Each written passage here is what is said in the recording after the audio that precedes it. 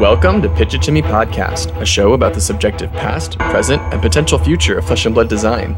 Star City Games hates this one simple trick to getting cold foil, extended art, limited edition energy potions.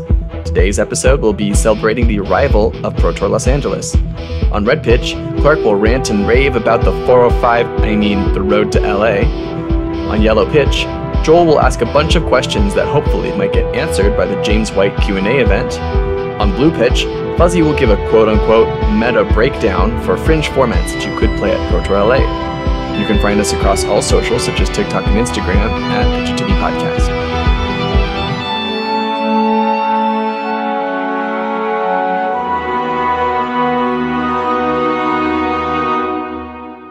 I'm Joel. I'm Clark. And I'm Fuzzy. So we have a huge announcement to make. We've been working on a project for the last couple of months. It's been very top secret on the hush hush. And before we talk about it, we're going to play some media for you from our official announcement. All right, I'm Fuzzy. I'm Joel. I'm Clark. And we're Pitchittomepodcast. On our show, we love to explore all of the potential that this game has to offer. And one way that we do that is through custom cards designed by us or our fans. And with the help of our amazing sponsors, Fabric and Metal Fab Tokens, we want to celebrate that creativity of our community by putting on a contest that anyone can enter for free by giving us their best custom card designs. From March 19th to April 7th, you can enter your card design into 3 different categories and get the chance to win a box of heavy hitters, a $40 shopping spree at metalfabtokens.com, and a snazzy t-shirt. Let's get into the details. Submissions will be collected at pitchittomepodcast.com/contest. You must have an address in the United States to enter and receive prizing, and the contest will be split into 3 categories. First off, we'll do a legendary equipment. We want to see what you think would give the best boost to your favorite class. For our second category, a talent card. Existing talents like Lightning, Draconic Ice, or even Elemental could all use some fleshing out. And last but not least, a hero specialization. Give your favorite hero a new tool or perhaps a whole new playstyle. That's right, you can submit a design to each of our 3 categories for a total of 3 entries. Each submission will need your name, a method of contact so we can get in touch in case you win, the selected category for your design, the card values, what every card needs and what every card has, its name, block, attack, card text, pitch value, and card type. And finally, we want to give you a space for a written description. Along with your card design, you will have the space to explain your card. What was your philosophy as you designed it? Why do you think your design is compelling and deserves to win? Let us know. Each one of our categories will be headed by one of our hosts who will select their favorite designs. Then all 3 hosts will come together to pick first and second place. For the contest, we will be selecting what we find to be the best designed Flesh and Blood card, though card design is a very subjective thing. We aren't experts, and hopefully neither are you. We don't expect you to playtest your card, and we certainly won't. However, we are looking to select Flesh and Blood cards to win, not Magical Christmas Fairyland cards. We also want to provide some transparency for our judging. Here are a few of the variables we will be using to evaluate your submissions. Yeah, like, is your card readable? Is the card easy to understand? And how well does it convey what it's trying to do? Is your card flavorful? How is this card tied to the lore? Does this card make sense in the world of Wraith? And innovative. We're looking for fresh designs that open up our eyes to the limitless possibilities of Flesh and Blood. And finally, realistic. No dusk blades here. We should be able to envision your card sitting across the table at our next armory and not at an LSS PR post. Winners will be announced on a special podcast episode of Pitch It To Me Podcast, where each host will take a category of the contest and guide discussion on the winning designs. Your card could be the main feature of our show. After winners are announced, we'll contact them directly to give them their sweet prizing. For prizing, second place will receive a Pitch It To Me Podcast t-shirt, and first prize will get a box of heavy hitters, a $40 gift card to Metal Fab Tokens, and a Pitch It To Me Podcast t-shirt. In the doobly-doo, we will have links to the contest submission page, our brand spanking new website, our RSS feed so that you can subscribe on your favorite platform and catch our announcement, and links to our wonderful sponsors, Fabric and Metal Fab Tokens, who we truly can't thank enough for helping us make this contest a reality. You guys rock. And if you're excited like we're excited, we'd appreciate it if you could share the word. We'll be at PTLA to hunt down energy potions and generally just vibe. If you're there, come find us for your choice of a fist bump, handshake, or high five. We really can't wait to see the designs that you come up with. Welcome back, listeners. Podcast time. So, oh my god, we're doing a contest! We have been talking about this for a really, really long time. I think the way that a lot of podcasts kind of break onto the scene is by like doing a big giveaway. Runaways very famously did this during the Nationals at Vegas last time. And it's a pretty normal thing, I think, for a lot of people to do. But we didn't just want to do like a giveaway. yeah, we wanted to have a little bit of personal flair attached to it. So the idea of like a contest where people submit their personal, intimate maybe designs where they're sharing a piece of their creativity with us, and we're pouring through them, reading every one, and handpicking a winner sounded more appealing for the kind of community that we want to foster on our show. Yeah, we recognize that a lot of people are very like invested and passionate about the game, but design in general. That's why I feel like our podcast like still exists, because people share the same passions as us. So this contest was a really cool way of like bringing more attention to like this part of the community that doesn't get as much attention as like the more competitive landscape. Yeah. Plus, it's something everyone can participate in, right? Not everyone can like say and use very high level competitive information well. Right. It just doesn't always apply to everyone. But like everyone can think about what they would like to see added to the game, and everyone can work those creative muscles and design something. For sure. And it's just a lot of fun in general. Yeah, we've really enjoyed designing our own custom cards here on the podcast. And even though I think we had a little bit of apprehension of becoming the custom card guys, Yeah. I think it's still just a wonderful, very on-brand thing for us, and I'm excited for it to become a reality. I really want a lot of people to participate. Yeah, I mean, everyone's going to have their niche, and personally, like, when a game like this is so new and like still relatively fresh, like you have to create the content that you want to see in the community. And so while we might not be experts, it's still a fun way to not only grow as creators ourselves, but see what everyone else is cooking up and just vibe. And if you're like worried about entering because you don't think that like your designs might be taken seriously, or that anything you make is like gonna be dumb, like if you're like already Like counting yourself out.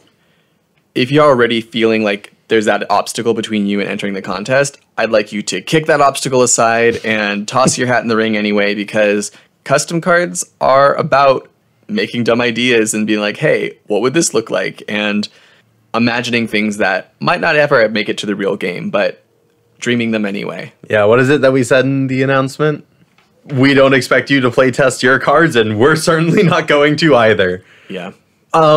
I think like we definitely still have an expectation of like, don't give us like a 0 for 10, 20 block with like no downside and be like, this is my brand new special card. Like, yeah, design something that like works in the game, and like, but you can also still turn in something crazy and fun if you like it, because okay, we don't select it. Oh well, it's not, I mean, we don't plan on like dragging anybody or talking negatively about any design that comes in. We really just want this to be an experience of boosting and elevating the community and letting maybe new voices get heard through the process. Right. And I'm going to reference one comment that stood out to me in our Discord by the username Ichthea. And they were saying that, across a few comments, that people need to be encouraged to brew. And I feel like in such a competitive game like Flesh and Blood, there's not a whole lot of opportunity specifically in CC. And another way to like have that creative outlet through custom card designs, people, or maybe encourages people to build more stuff and like try new heroes and see like what could work in this like wide open meta. You know what I mean? Mm-hmm. So with that, I think we want to shout out the sponsors that are helping us realize this dream that we have by the names of Fabric.gg and Metal Fab Tokens. Hell yeah. We got some really, really amazing sponsors. Fabric has been a staple in the community. Tony like comes to like most of the big stuff that happens here in SoCal. Really good friend of mine, and really excited to be working with him on this. And the Metal Fab tokens, I think I first experienced them at Nats, and they're a blast to work with. I think they have a really like amazing like product line and a very like gamers love to accessorize. So the fact that they exist and they can give that to the community is fucking perfect. And also the price of it, right? Like whenever I think about like metal peripheries, like that price goes up dramatically and quickly. But it feels like a lot of the basic necessities that like I would want to play the game with, they do their best to keep it fairly cheap. I remember having a conversation with him about how cheap like the resource tokens were or the battle worn counters were. And he goes, yeah, you know, like this isn't my day job. I like making this. I enjoy the process of it. And that really resonated with me. It really emphasized that feature of community that I really love. Right. And Fabrec also very similarly, they're constantly reaching out to community voices and getting them to write articles about how to deck build. And as we're talking about creativity, there's a ton of creativity out there on Fabrec. People constantly talking about how to upgrade your budget lists, how to step into like CC for the very first time, or even some of these lesser known formats.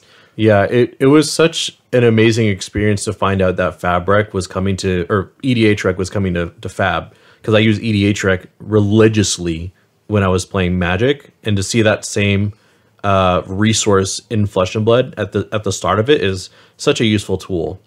Yeah. So please go support our sponsors, metalfabtokens.com and fabrec.gg. We really appreciate them pairing with us on this and helping us out with our pricing. And we want to direct you guys towards them and their services, not just because they're helping us, but also because we believe in their service and what they do for the community. Absolutely. 100%. I think while we're in turn 0, before we get into the main topic for our podcast today, we want to shout out a champion from within our podcast who also was able to take down an entire Road to Nationals event in SoCal, and that's Joel. Woo! Let's go! Let's go, Joel! Last episode, we mentioned that I had won a draft RTN, but Joel won a hard one. He won a classic constructed he won event. a CC event. God damn! What hero were you playing, Joel? Kasai. On the OG. Who for 2 weeks I was saying this deck sucks. I hate this hero. Oh, dude, I was so surprised because we were testing a lot running up to it, and you're like, Kasai's garbage, bro. Yeah. I was like, there's no way. I'm not winning. Yeah. Do you think you had any special tech or tricks that helped you get that sweet W?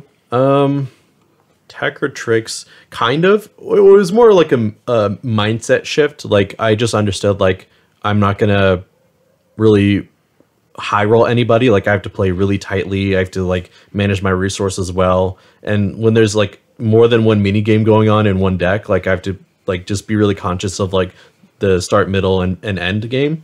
And I think just being really defensive and patient with all of my plays helped a lot. Because like Kasai has really good like 1 and 2 card hands, and I had to leverage that a lot. So all of my games were basically going down to the wire and like to time, even against like aggressive decks like KO.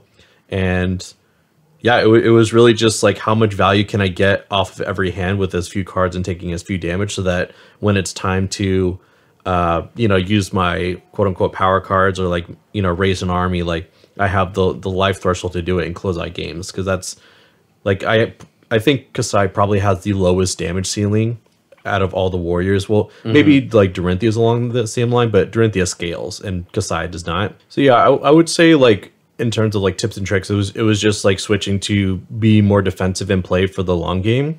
And I think like cards like Take It on the Chin and That All You Got were like super clutch throughout the tournament, just because of the agility token that you're able to generate, which like gives you like so much value, like not just a swing, but like points of value dynamo, things like that. And Balance of Justice, I think, is what like completes the deck. Like I don't think you can compete against Brute or anything that draws like 2 cards unless you have that headpiece. Like you just need it to not die or like not get blown out in a single turn. Yeah, and even when you're ahead, like being able to use it to break to draw a card so that you then have a 5 or maybe even 6 card hand coming back at them, like yeah, no, that literally came up. I think it was my last match or my match against or in the top 8.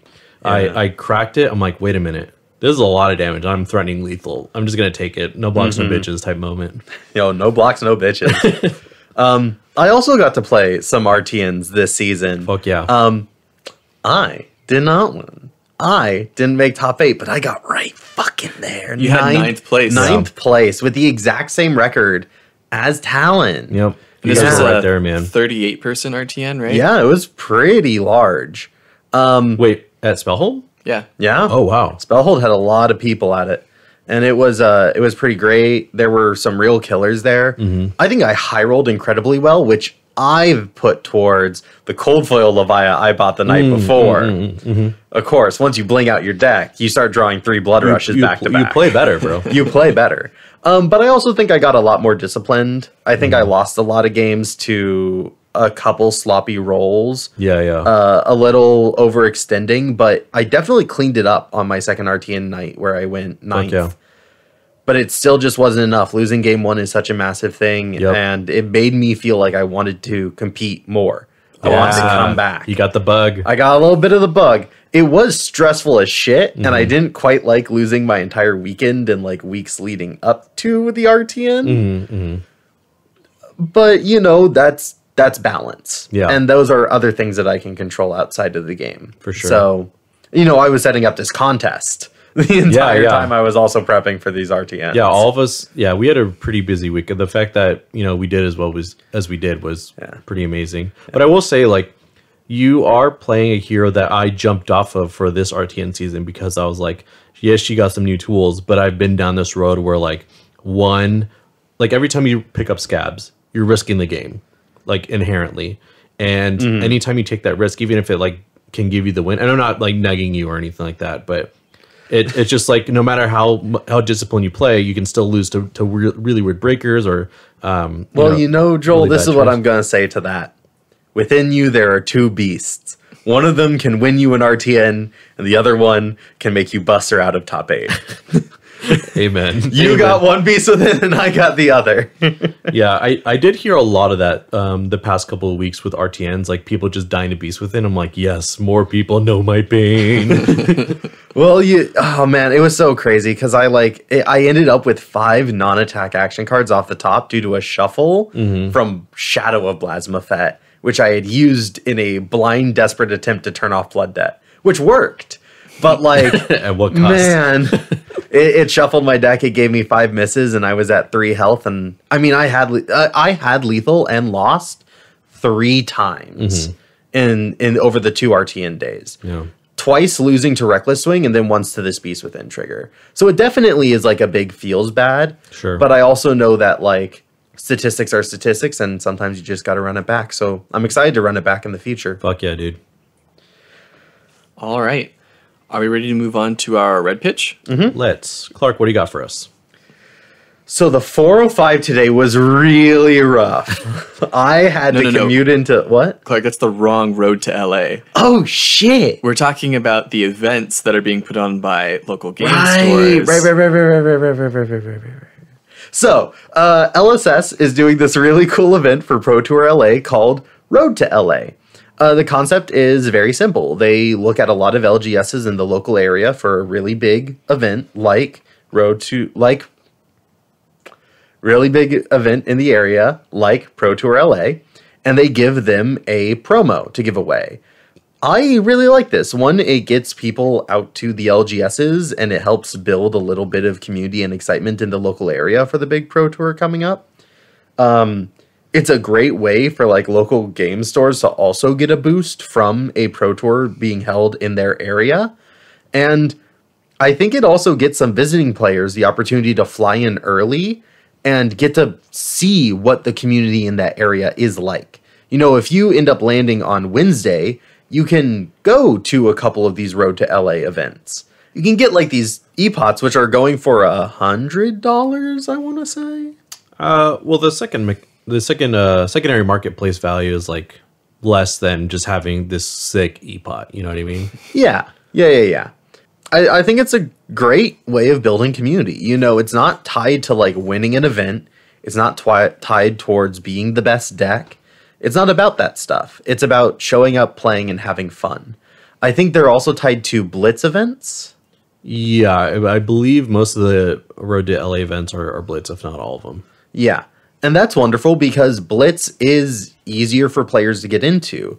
Yeah, the fact that it's not predicated on like winning a CC tournament like weeks leading up to the probably one of the biggest CC events of the year is, I think, a smart move by LSS, because it kind of like just gives more opportunity. And I think in recent events, like there have just been like more calls to action for LSS to just open up the game more to more people than just like the enfranchise and the like the pro players. Yeah, I can't win a CC tournament, but I can win a raffle. Fuzzy, didn't you like get top 4 at the AGE Players Championship last year? Yeah, this also coming from the guy who last year for Nats top 4'd a different RTN in CC. So I don't know. I get my lucky breaks sometimes, but I think I win raffles more often than I win CC events. And to that we say we take those. Yeah, We do take those. We do indeed take those. and I haven't won a CC event other than an armory. Yes. You know what, Fuzzy? Neither have I. But I do want to kind of... So I do want to start off by like really extolling that great virtue of LSS and like how they're trying to do more of this community building leading up to events. What I would say I'm maybe not so pleased about is the community building at the events themselves. Now, I don't know how much control LSS has over this versus the people running the events, but when I went to Nationals in Vegas last year, it felt like play fab. Go here and play fab. And it was great fab play. Don't get me wrong, I loved it. I chatted with some wonderful, very, very kind people. I don't think I made a lot of connections or new friends. And the few that I did make is because I went out of my way to invest time into having those conversations. But I definitely felt like I was running around with my head chopped off for a lot of that event, doing the calling round after round, making sure I had time to eat, making sure I had food to eat, and like getting my deck sleeved up so I could participate in a silver token event. And I got to make sure I can spend my tokens. Wait, how do I get that to work in my schedule? Wait, I made day 2 of the calling? What am I going to do with my fucking tokens? Yeah, there's a lot of flesh and blood that you can play. And I know this is not your point, but I'm going to get on my little soapbox here and be like, this is why I don't recommend everyone plays the calling, because it takes so much time and you don't necessarily get a lot out of it. Yeah, that seems like such sacrilege to me.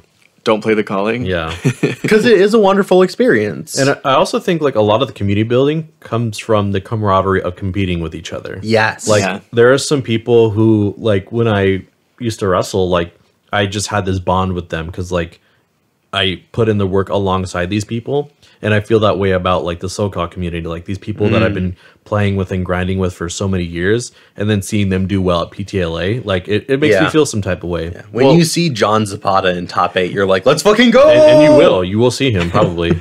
Yeah, but like, do you think you're going to have more connection with like the guy you matched up with in round 4 of the calling? Granted, I'm not saying that you're not going to, right? But compare that to a side event ultimate pit fight draft where like you're playing this whack format that's just kind of like more passion than competition, you know? I feel like you're going to remember those people more. Maybe I'm just using a multiplayer example as that's kind of cheating because it's more social. Actually, a little bit, but like I think it's saying something. So actually, Fuzzy, I did meet somebody in like round 3 or 4 of Nats or something like that. Aww. Yeah, So actually, Fuzzy, I did meet somebody in like the round 3 or 4 of Nats. His name is Matt Pollitt. He has like this glass blowing company, I think. Oh yeah. Like he made this like sick like necklace of The Rock. It's like made out of glass or something like that. But anyways, You mean Dwayne Johnson? No, he means the best brute weapon that's ever been printed. thank you. Oh yeah, the one from Dynasty. Yeah. He was actually like ironically, I think he said he was the one who won the ProQuest at LL to Chain. Oh. So that was pretty cool. But anyways, he was a really nice guy, and I had a really good match with him. And I still talk to him regularly. Like I always tell him, like, I'm going to pick up that necklace from you eventually. But yeah, there's a lot of really cool people you can meet. And I think in SoCal, like, even though we have some of the best players here and some of the, like, the biggest, like, names, there's still so many people, like, throughout the country and the world that we will see at PTLA that I'm really excited about. Yeah, and that merging of cultures and like where are you from? What was your experience getting here? That is very, very big.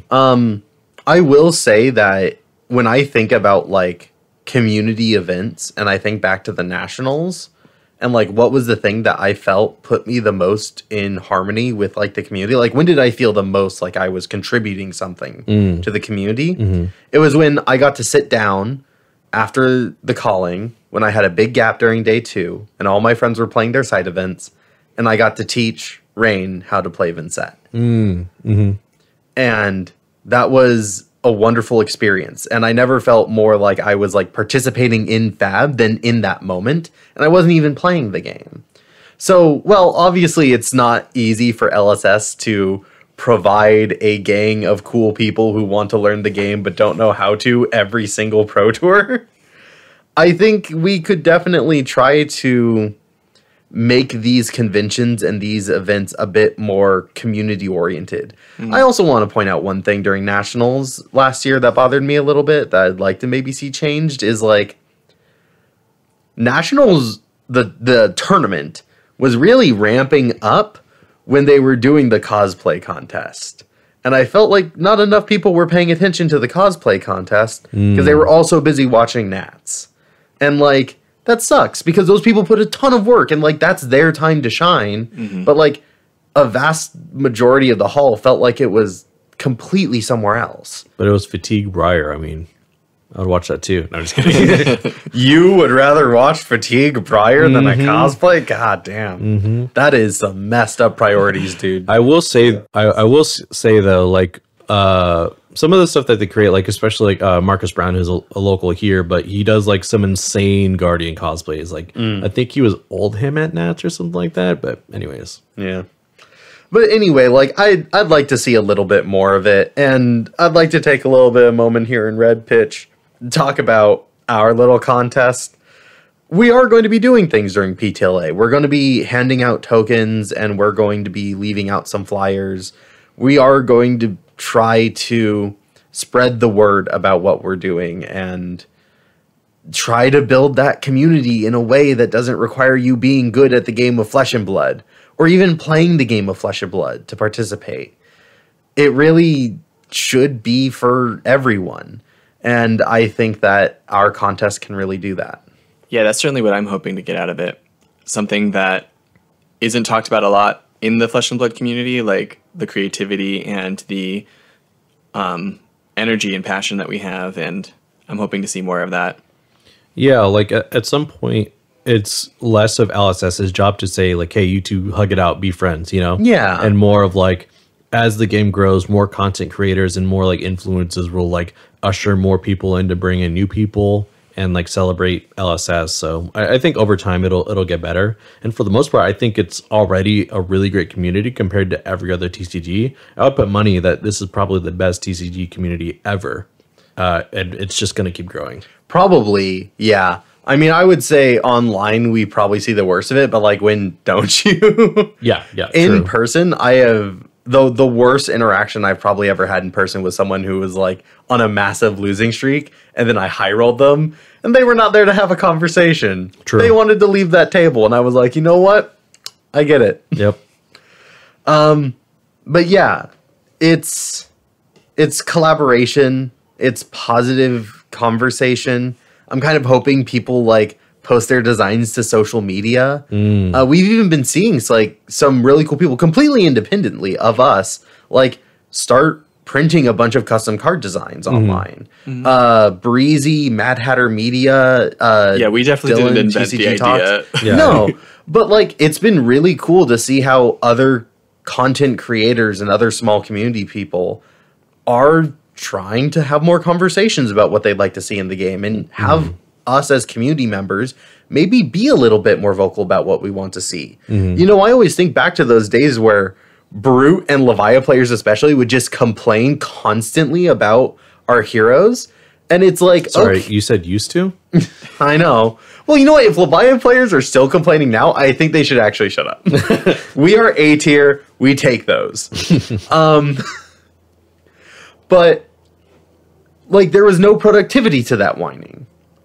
And if people were like designing cards, at least there would be some positivity. There would be some like, this is what we'd like to see, or this is why I think it would fix this. Or like, here are ideas, or like, just anything to kind of like have some voice in that other than LSS, please come fix what I don't like. I have a question for you, Clark. Let's say you're hired all of a sudden to work Pro Tour LA as a staff member. As a staff member, wow. They give you enough tables to seat 60 players, maybe more if you want. What kind of event do you put on the schedule with your table space? I think I would do an event where you bring in a UPF deck, you set up a bunch of pods of UPF, and then a random timer will go off and you will have to go to a different seat and play someone else's deck in some other game. Wait, play a deck that someone else brought? Yep. Ooh, that sounds so logistically challenging, but I can understand like what you're saying about like it forces you to have a new experience and interact with other people and you would know who built the deck, like that would be there. The deck would stay in the one location, so like nothing could be moved or changed. It could totally be moved. Oh yeah, like people, it would be fucking sketchy, and like I don't even know how it would work, but I would like that because it would get a lot of interaction. Yeah. People would have to talk about things. There'd be cool moments because someone's like, this deck's gonna have Censor in it. And then someone's gonna see Censor and be like, fuck it, I don't need to finish this game. I'm gonna take a bunch of damage and play Censor. We're like, wow, you put pummel If I was all obsessed, I'd be like, oh, that's a good idea. Great job. That sounds so chaotic. Yeah, it sounds super chaotic. Yeah, you couldn't actually do it, but I like the idea. Yeah. Like, I see what you're going for as far as cool events that foster community. Yeah. Yeah. Anything that gets players in a situation not only where they kind of have to talk to each other, but where they will want to talk to each other. Because then honestly, if you're like in the calling or if you're in some of these side events, you're not really there to talk or to like interact. You're there to play. Here's my idea. Yeah. There's a limited entry of like 80 players. Okay. No, I thought 160. you said I only had 60. You had 60. He has 80. Oh, god damn it. Damn, Fuzzy. 160. Shit. Maybe 100. Maybe it's Blitz. But you have 2 players that are sponsored by the event, and it's part of the advertising. And the event is backed by some entity, perhaps Legend Story Studios themselves, maybe whoever's running the convention. Maybe Pitchittomepodcast. But they have to own every card in the game. And multiple copies of it. So the people that sign up aren't playing, but everybody gets to write down the name of one card that's going into the deck list of the player that they're sponsoring. So it's like 2 teams. Oh, that'd be cool. So it's 2 teams, and like it'd have to be like shapeshifter, or maybe each of the 2 guys like picks a class. So it's like warrior versus mechanologist or some shit. I don't know. And so everyone just writes down the name of one card. But you have to be careful because there had to be some structure to it. Otherwise, you'd have like 80 Glint the Quicksilvers or like. See, at least in this scenario, nobody's getting stolen from, but you have to have like a really big collection in order to support it. Glint until you find one of the 10 routes in the deck, and then you play route. And then you have like an entire team of like 50 to 80 people like just cheering them on, right? That'd be What fun. in God's name are you fucking talking about? Do I get to go next? Can I bring a sane idea to this concept? Yeah. So I would do another team event. Okay. But each one would be like Blitz, CC, and Living Legend. Okay, that sounds a lot more like realistic for sure. I think the team events that we've played in have been really cool. Like you sit down across from 3 people, you're literally almost not allowed to be a dick because you're sitting next to 2 of your friends, and there's 3 different people that see you being a dick. So you gotta have to be like cool and fun and. Yeah, I don't know how you'd like be a dick to people per se, but I really enjoyed the team events as well. Like I remember my first one at the Calling Vegas for the like Uprising World premiere, and that was a lot of fun. Like I still have amazing memories from that experience, and like they should just do more of them. Like our team sealed event and like the team Blitz event that we're gonna do. I had just gonna so pop much fun at Nets. We did a ton of interaction during that. But I would still say that even that is like really oriented on winning because you want more prizing. It could be just like raffled prizing. Yeah. But I think just those events in general are a lot of fun, and there should be more of them. What do you guys also think about like bounties? Like certain players get like bounties put on them, and they're participating in side events, and so people like try to sign up for the side events. I think they're playing. I think the devs should all have bounties on them, and they'll like. And then they should go play a bunch of side events. Yeah. And then like you can just like get cards. Like they'll give you a card if you beat them or something. A little signed card or like a misprint or something. Something cool. low key and chill. Yeah. But like it's fun because like I got the card, I won the bounty, and people will be like invested in those games. Like people will like crowd around and like, see how it's going. I think we should save the rest of this for when we're on the marketing team of LSS. All right, with that, I think red pitch is done. Let's go ahead and move on over to yellow pitch. Joel, what do you have for us? So today for yellow pitch, I wanted to go over some of the like pieces of information we could potentially get from the Q&A with James White. I think the one of the questions on a lot of people's minds, and that is really well exemplified with how well our expansion slot episode did with Talon. And like I would want to know, like, what are the results of like these expansion slots strictly better or worse than they anticipated, and like what does that say for the return or retirement of supplemental sets? Because I know they like hinted at it that supplemental sets will like eventually come back, but I'm curious to see if like something in the data like tells them something different. Yeah, like if these sets have sold well enough to like remove the need for it. I mean, obviously when it comes to these sorts of business strategies, I think they really need to take a long-term approach. Like they can't be making this decision off of like I don't think they can make a decision about it right now, but I think it's definitely good to hear what LSS has been thinking and what the feedback has been about expansion slots now that we've seen 2 whole sets of them. And like internally, what are they saying about supplemental sets, expansion slots, and the payoff, pros and cons, how often, what's the timing of it?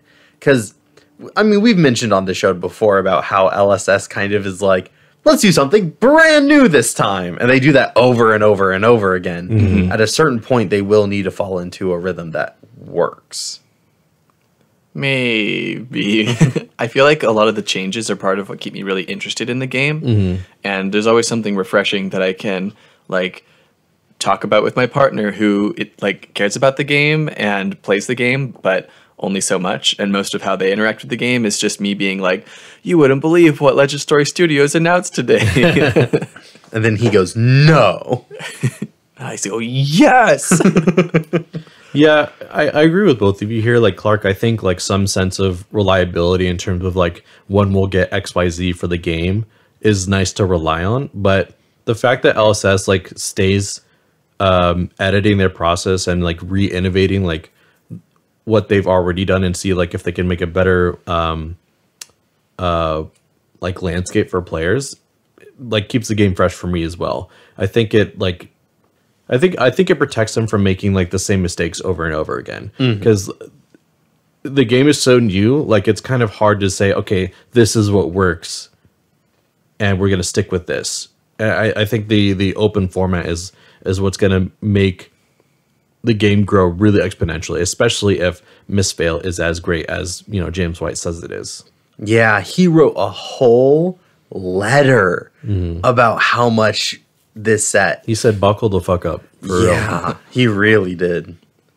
So yeah, I'd really love to see like the perspective of like LSS, the game makers, because we can only speculate so much based on like what they release, and like internally, I'm sure there's so much going on in terms of like future sets and like how, you know, the meta statistics that are going on now is impacting everything, like even as we speak. You know what I mean? Yeah.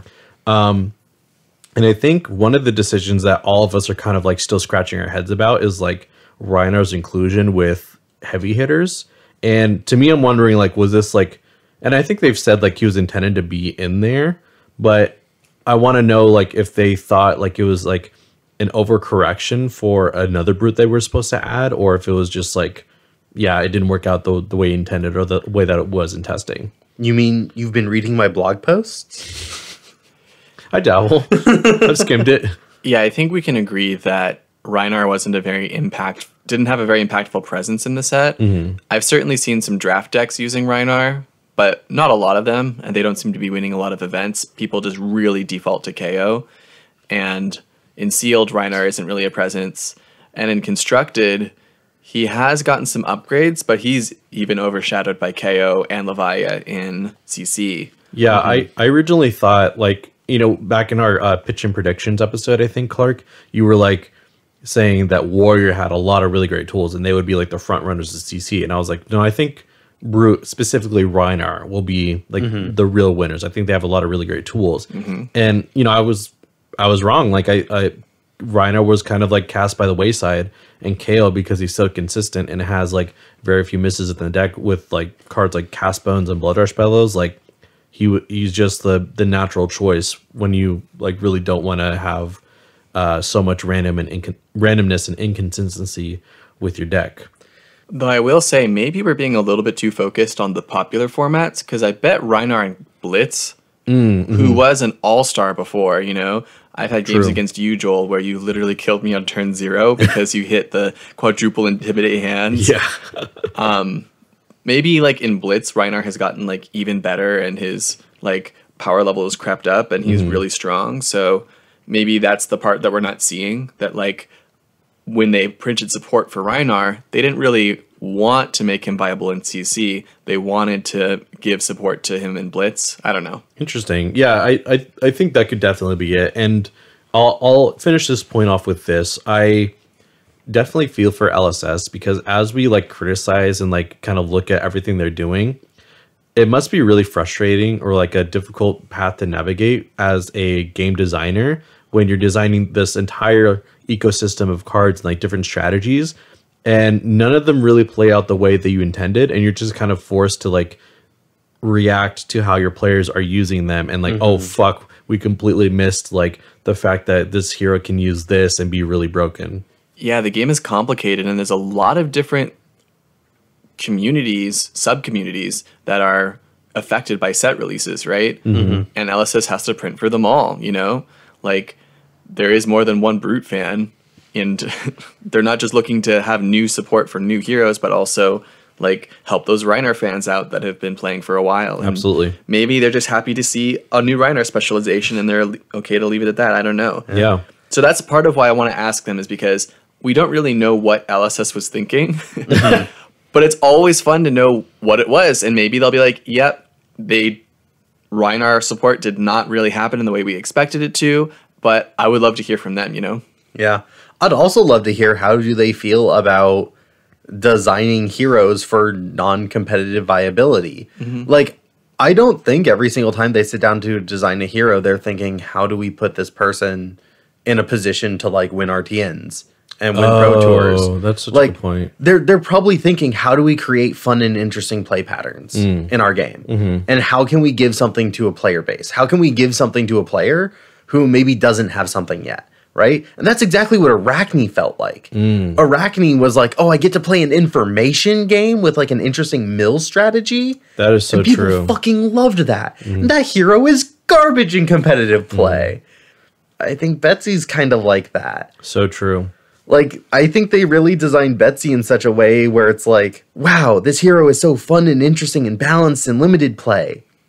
Oh, I can't use any of her strategies in CC because they're all 2 blocks. So I'm going to stop you there, Clark, because you're kind of bleeding into the next section, but I'd love to hear your perspective a bit more. Yeah. And that is, how many of these heroes will get like this half-baked approach? And it's kind of like an inflammatory sentence, so I'll explain a bit more.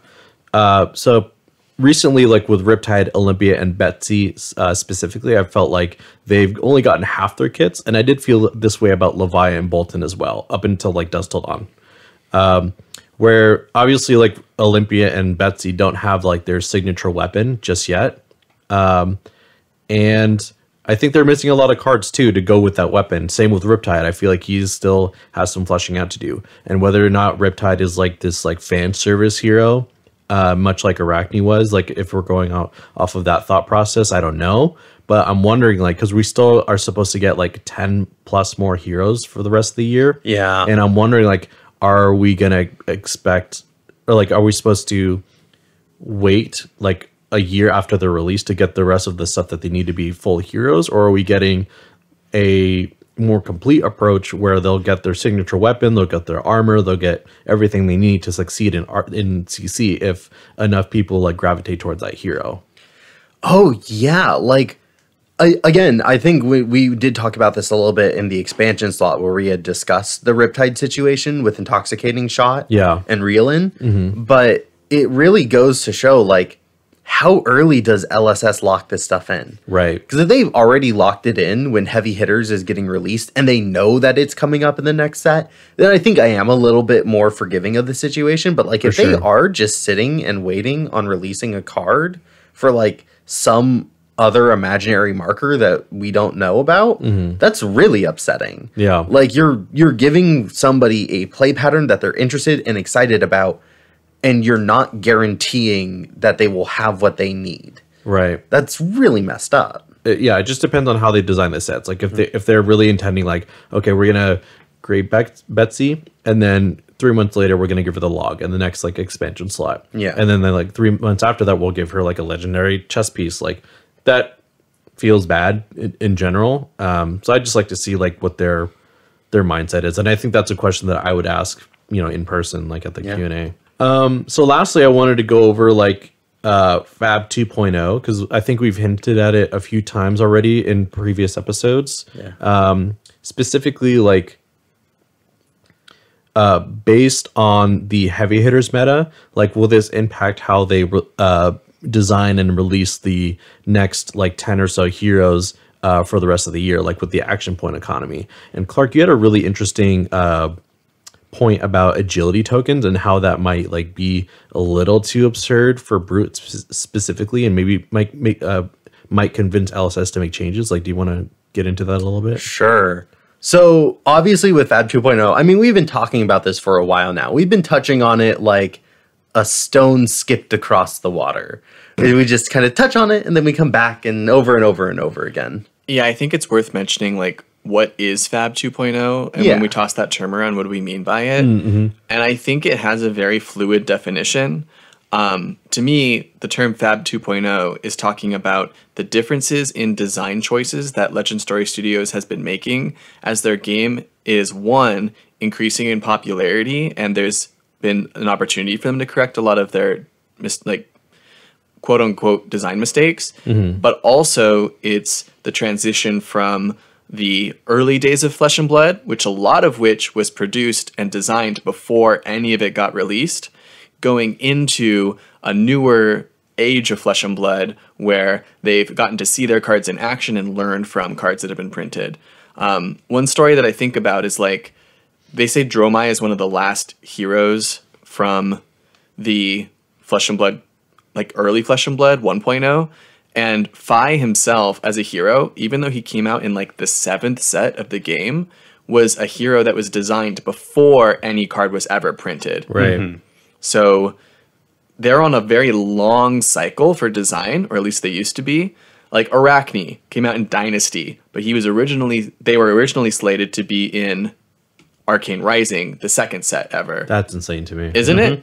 So it takes a long time for them to be like, okay, we've seen the game played and we want to make some changes. Yes. And that's Fab 2.0. And one of the main decisions that they've made is reducing the source of easy go again, which then of course comes to the question of agility tokens. Yeah, I don't think it's a big question, but go ahead. But when people have talked about, like when you look at agility tokens next to the other 2 tokens in the set with vigor and might, agility gives you a lot more. Or at least it can give you a lot more, right? Yeah. Oftentimes you'll see like the vigor token doesn't even do anything for you just because of how the resource curve works and what you had in your hand. Right. And sometimes it's okay, yeah, that's one flat value, that's pretty consistent, but agility could be like a complete other 6-powered card that you're throwing. Right. And I'm not sure if LSS is entirely happy with how that's going. Cool. Well, thank you guys for your input. I am really excited to see like if we can ask these questions at the Q&A, or hopefully someone else does. You're gonna see us in line. We got questions we didn't even talk about in this Hell section. yeah, buddy. I'll probably be playing Commoner or something at that time. We'll be hunting for gold foils. Anyways, I think it's a great time to go to Blue Pitch, where Fuzzy wants to talk about his niche formats. What do you got for us? So I think Pro Tour LA and big conventions like it are really fun because you can have really big popping events for formats that pretty much do not exist elsewhere. Like, are you playing Commoner at armories? I know that lots of armories are probably playing Blitz, but like our armories haven't been lately. Not in fucking SoCal. Nope. So it's been a long time since I really played Blitz, and I have never played Commoner before, but I'm excited for both of those formats going into Pro Tour LA, and I want to talk a little bit about them, but understand, I do not play these formats, listeners. This is not legal advice. But I wanted to remind my fellow hosts, myself, and the listeners as to some of the stuff that exists in these formats, and why you might get excited to play them. First, I want to talk about Blitz, specifically the Team Blitz event that's happening Saturday night. Yeah, baby. I've been having so much fun seeing everyone in our Discord be like, who wants to do the Team Blitz event with me? Can we get a team together?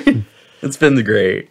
It's funny because I have my best friend Talon, and you know Talon and I are like glued at the hip our entire lives. And it's the first time ever since like I started doing this podcast, and in the Team Sealed event, Talon was like, we're going to do Team Sealed together, right? We just need to find a third person. I'm like, actually, I have to do a team with my fellow podcast hosts. And he was like, wow, that's understandable, but crazy. And I get to hold it over him for eternity. So like in Sealed, it's really easy because we open up our packs and we see what we play. But with Blitz, we have to come up with decks. So I want to ask you two, what do you think you're going to play at the Team Blitz? Wait, on the pod, bro? I'm going to play Lexi. He's lying.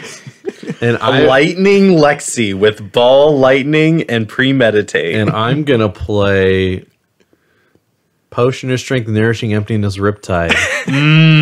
Very you. The spice. Very you. Yeah. See, like other podcasts literally can't tell you what they're playing because they're all parts of teams where they work together, and their information is literally confidential because it's not them. Our podcast, we can tell you what we're playing because we're not going to win anyway, and no one's going to tech against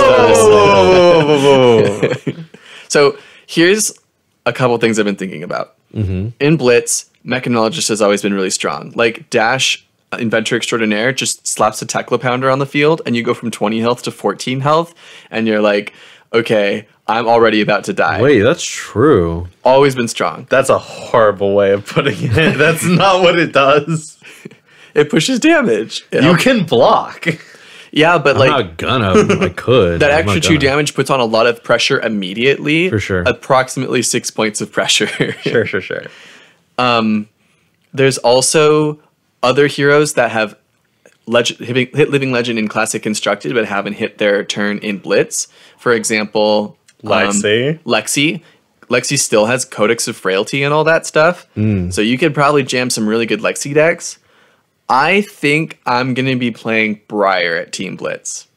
Okay, yeah, get some use out of your elemental cards. I remember playing a lot of Briar in CC, and I was sick of her by the time she hit Living Legend, but it's been long enough. I've been like, I miss my Briar cards. Bro, Rosetta Thorn's cracked. And the one new thing that she has now that she never had in CC is Money Where Your Mouth Is. Oh my god. The fact that it can pump your sword means that you can have like Nimbleism into a go again attack like Scar for a Scar, and then Money Where Your Mouth Is, make an Embodiment of Lightning, and then attack with your sword, and it means that you have the Embodiment of Lightning left over for your next turn. It's also really easy to make work with other attacks. Like Revel and Runeblood gave you a little bit more value, but it was harder to make work. Money Where Your Mouth Is a lot more consistent. You don't even have to like make the gold token. The dream of making a gold token and then using cash in to draw 2 is definitely like something that attracts me to the Bro, Viserai's doing it right now. It's real. It's just a little bit harder. Like you're making a sword for 5 that's still making 2 arcane, but it's just okay. It's not that hard to block 5 damage. So after a 7 with go again, yeah, making them block probably would be pretty good. So that's what I'm looking at. I know we've also talked about doing an all brute team. Bro, you're spoiling the spice. I do play Laya. I've been known to dabble with some Reinar. And Reinar's like probably really fucking good in Blitz right now. Let's take a step back from Blitz for a second and talk about Commoner. There's a gold foil Commoner event where Crazy. if you top 8, you can get 500 prize pool tickets, which is like $50. And if you can get first prize at this Commoner event, you get a gold foil. That's fucking cool. Mm-hmm. So if you want a reason to care about Commoner, there's one. I suddenly love Commoner. Completely unrelated. Here's the crazy thing about Commoner. There's no living legend system, so every hero that has ever been printed at a young hero can be played in Commoner legally. That includes things like Chain, I guess, or Icelander. I think Icelander's pretty strong in Commoner right now. You don't have Stormstriders, but being able to throw Wounded Bull and then play a, like, Aether Ice Vein. Ether Ice Vein, sure. Or even just like an Ice Bolt and then Waning Moon or some shit. Like throwing like spells on your opponent's turn with ice and then playing big attacks on your turn is still good. Mm-hmm. And Icelander especially still has Heart and Cross Trap. Like that's the other big thing about Commoner is that Heart and Cross Trap is legal right now. It's not a card that's legal in Blitz. It's probably the strongest chess piece in Commoner, which is why basically everybody runs it, unless you have a good reason not to. Paired with Goliath Gauntlet, because you're already running Heart and Cross Trap. Being able to have one attack be 2 resources cheaper in a format that doesn't have a lot of big high level plays, it's pretty good. Pretty good. On top of other heroes that I think are really good, I'm going to put Dash again at the top of the list. I just mentioned her in Blitz, and in Commoner, she's already running a bunch of commons. Throttle, Zipper Hit, 0 for 60, these are all common cards.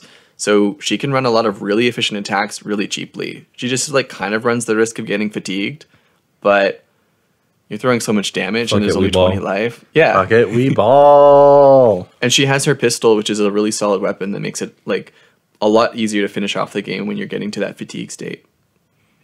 What do you think you guys would play if you were playing Commoner? I think Warrior would be cool just because I miss playing the old Kasai. I don't have access to like blood on our hands, unfortunately, but I think that would still be fun to play. There's a lot of solid Warrior cards in the pool. Mm-hmm. I'm looking at every single new hero that just got 3 block in their headpiece. Oh, yeah. Yeah, for sure. I'd probably KO. I feel like Wild Ride is common. Yeah. Pulping is a rare, which sucks because like we kind of want lots of that go again. But Agile Windup. Yeah, I think Reinhardt and KO are like slated to be really good. Levi, I don't know because like a lot of her good shit. No, we have to rely so much on Majestics and Legendaries too. Yeah. There's some really interesting stuff in Commoner though. Like I never really paid attention to it because like even like in like Magic the Gathering, I never cared about like Popper. Yo, Popper's crazy though. You can get like turn 2 wins in Popper. No, I believe it because like there's just a wider card pool. So like Flesh and Blood didn't really interest me that much, but I think it's getting to a point where there's enough heroes and like enough heroes of LL to where like you can still play them on a lower power level and in a way that's not oppressive to other people. I think it's fun. Commoner Viscerai? Why not? And that's the end of our podcast. Good night, everyone. He's lying. I'm Joel's lying. yeah, it's not I'm the end of the kind of- podcast. Yeah. Oh, I was gonna say I might be lying. I think Commoner Viscerai might actually be Garbo. I don't Isn't know. Mauve Skies common? Mauve Skies is, and like the basic play pattern is, but like no Revel. There's a couple meme No heroes Sonata? that I really wanted to try. Yoji? Yoji would probably be not that bad in Commoner. But God, I would hate to play against COG. but like I've always wanted to build a Teklovosin Commoner deck because Teklovosin is just like when you put together a Teklovosin CC deck, it's like all Majestics. So it's like, what would this even look like in Commoner? That's actually kind of cool. I like that. Hey guys, let's play Commoner to win a gold foil. I'll play Teklovosin. But he has cool armor. and Mechanologist is already good. Yeah, 3 Yeah. like Blade Break. Yeah, real That's a rare. real good. Like Dash is already just running a bunch of boost commons, and she puts a Hyperdriver on the field instead of like Teklo-Pounder or Teklo-Core. Oh. Teklovosin would just not start with a Hyperdriver, and You he could could play- maybe play- have a better weapon. Yeah, you could play like Jumpstart and Rev Up and stuff like that. I feel like Max would be kind of cool. I don't know. Oh, that would be tight. Max would be sick, and I do love me some Max. I was brewing with him. The Commoner event is on the same day as the Calling, I think. Are you serious? You could have led with that, bro. Are you fucking with me right now, Fuzzy? I'm sorry if I got you all. Bro. Why are you getting me all excited? This is the biggest betrayal in Hey, podcasting. be your own fucking people, I swear to God. I just saw so much fucking light bullying? drain from Joel's eyes. So, anyways, Like once so I we're bust her out, day 2, I can go have some fun, go in a cold foil. So we have an opening for a podcast host if anyone's interested. It's literally, I'm You looking at have the to schedule now. You have It's to like, be really zany and have a funny name. You know, Talon got us a lot of views. that's true. We could replace him. We could replace one half of Fuzzlon with the other half. in the schedule on Saturday, it's literally like 10 a.m. The calling starts. 10 a.m. The commoner gold foil event Oh starts. my word! I got so debated by so. Oh my God! that's Don't play the calling. What are you going to do with the calling? Win? You don't think I can? If you can win a crazy. calling, you can win a commoner gold foil event. And you still get to do whatever you want on Sunday. With all of your no practice. With all of your no practice. You don't need practice to win commoner. I'm convinced. We're getting that fucking gold foil. So, anyways, listeners, don't go to the commoner event because I'm already gonna win. So, I guess the only other thing I'd want to talk about for my pitch here is that I've never played an ultimate pit fight booster draft before. Do you guys think the draft meta would change knowing that it's going into a multiplayer format? Do you think there are any heroes in Heavy Hitters draft that would get stronger or weaker when you know that you're in a 4-on-4 game instead of 1v1? I think Kasai would be really insane. I think one thing that Warrior does well is low card hands. Mm-hmm. And when you're potentially getting attacked by 2 different players, you can be a lot more resourceful with how much damage you're able to swing back and stay in the game and keep a little bit of pressure, even if you're getting like dogpiled on. I think, and hey, I'm just gonna make like a high school English student and just say some shit, and I'll get a B on my paper. Reinar, I think Reinar's gonna be great because Reinar has more 3 blocks and he has the evasion. So all he needs to do is make it to the final 2, land 1 good intimidate, and take over the game. He more reliably lands damage. I think Guardian is going to be a little bit weaker because they have to set up so much.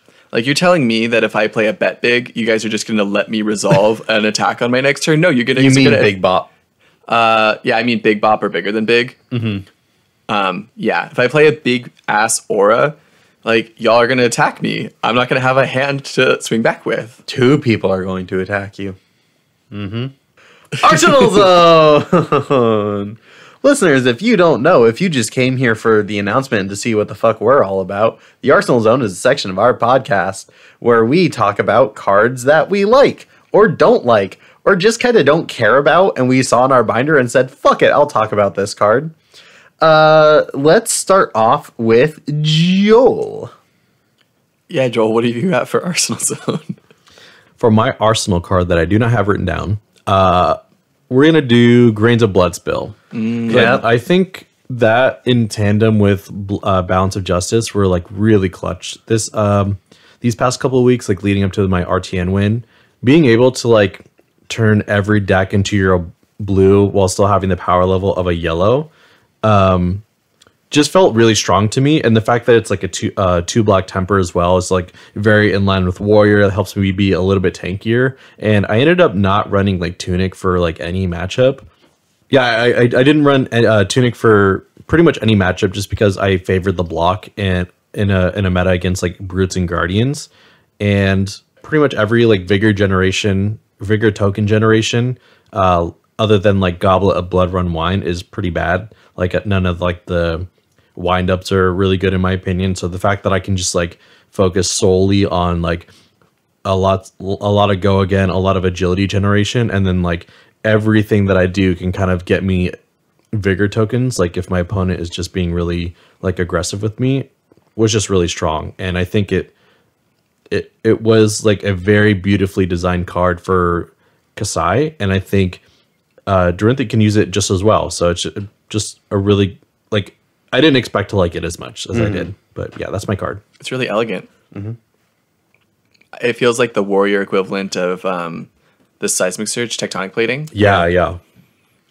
Yeah, predicated on an on hit though is just super flavorful, and like it ironically makes like the Dromai matchup like real doable. Yeah. I think doable is a good word. Like I haven't cracked it just yet, but I think if I keep like putting reps into it, I think this card is like one of the reasons why it's going to be like very impactful. I would say. Yeah. What about you, Fuzzy? What card do you have? So I've kind of talked about it already, but on my Arsenal zone, I always like to take a signed copy of a card and give it to my fellow podcast hosts. What do you think, Heart and Cross Trap? That would make sense to me, actually. Are you guys locking that in? Yeah. It's Heart and Cross Trap. Oh! I fucking know this guy, man. Known him for a decade. If you guys are going to play Commoner with me, which I still think you should, you're probably going to play this card. Yeah? So by signing one and giving it to you, Hell yeah. it'll be perhaps the first time. Have you guys played with a fuzzy signed card before, ever? Yeah. Sonata Arcanix. Okay. I don't think I have yet. So this will be Joel's first time if he plays with Commoner with me. So I've got one here to sign for you and one here to sign for you. Listeners, we will be at PTLA. If you're going to be at PTLA, come find us. If you have random chaff, we will sign it for you. I'm not signing any cards other than Warrior, though. Wow. I'm just kidding. No, I don't think anyone's going to want my What signature. a bitch-ass motherfucker. One for you and one for you. Thank Fuzzy. you, Fuzzy. Oh, it's so cute. You made it fit in that little white space. What a good card. One other thing I want to mention about Heart and Cross Trap is that it's actually played in Katsu a lot of the time right now. It's really nice when you want to have one power turn that completely blows your opponent out of the water. It doesn't even have to kill them. But like with Katsu, if I can score 20 damage on you in one turn, or like 15 damage after you block a whole hand, I just need to finish you off with Kodachis once you get low enough. Like, I don't actually have to kill you. I just have to cripple you. And Heart and Cross Trap plus things like Mask of the Pouncing Lynx is really popular right now. To have single turns where I get to fake like a 6 or 7 card hand, and it can be really powerful. You talking about in Blitz? No, I'm talking CC. about in Classic Constructed. Oh, okay. Like Heart and Cross Trap can be played there, and usually it's not, because something like Tunic gives you way more resources over the course of the entire game. Right.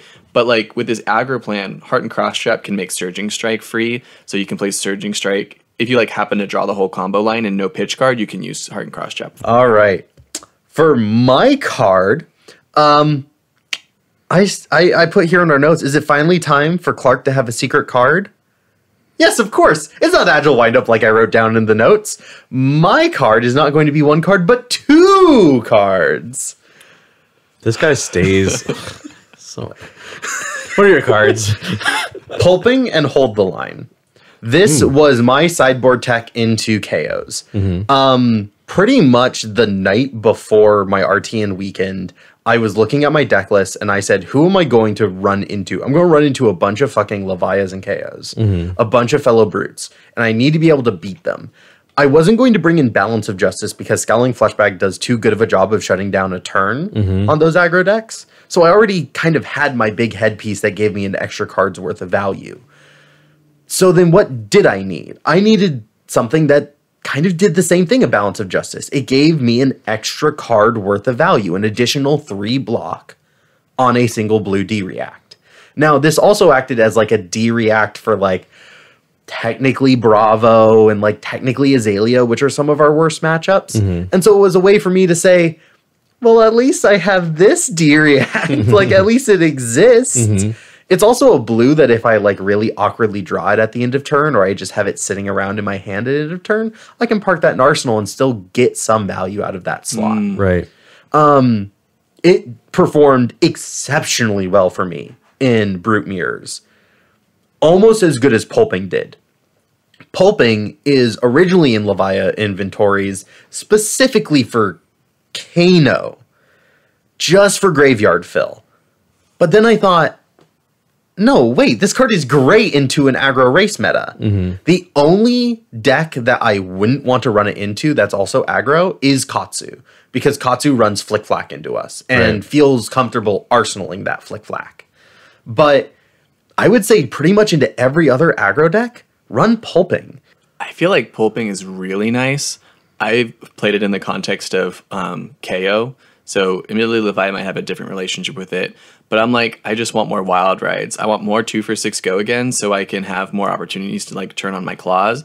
Pulping turns on claw. Levi has 2 claws. Levi has 2 claws. Like, why aren't you just like playing more lines where you can play pulping? I get that the go again is conditional on what your opponent does. But if the worst case scenario is they give you 2 cards and then you like don't get to move on with your turn, you're not playing nearly as many hits. That fucking sucks because then we take damage to blood debt. That's true. Like, just being able to high roll it even earlier into the game or like play it into something else, like something that does turn off blood debt. Again, like, you do not run into anything that can shut off your turn. But if they can't, or if they can't do it comfortably, 100% fucking run that. I think that about wraps up our show, boys. As a reminder, enter our custom card contest. Yeah, it's literally free to do so, and the upside is so huge. Like, you get, you know, again, a box of heavy hitters and the $40 gift certificate to Metal Fab tokens and a t-shirt. Like, that's a lot. And, you know, we're not experts. Like, it's not like you're going to be judged as if it was going to be like submitted to LSS. Like, it's just a fun contest. And if you feel like just doing it leading up to PTLA, why not go for it? Yeah. I also just want to put it out there, you know, if you are feeling anxious at all about putting a design out into the world, you know, submit it, use a screen name, right? And like, you can totally do it in a fairly anonymous way. Until next time, guys. Bye. So long. Bye. See you at PTLA. Yeah.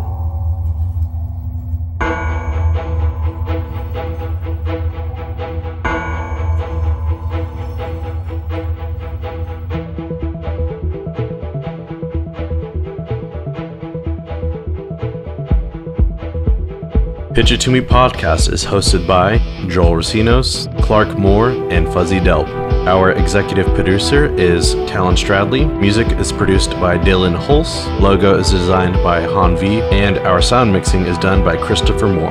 Last but not least, thank you, the listener, for taking the time to listen to our podcast. Be sure to give us a follow on your favorite social media platform at Pitch It To Me Podcast.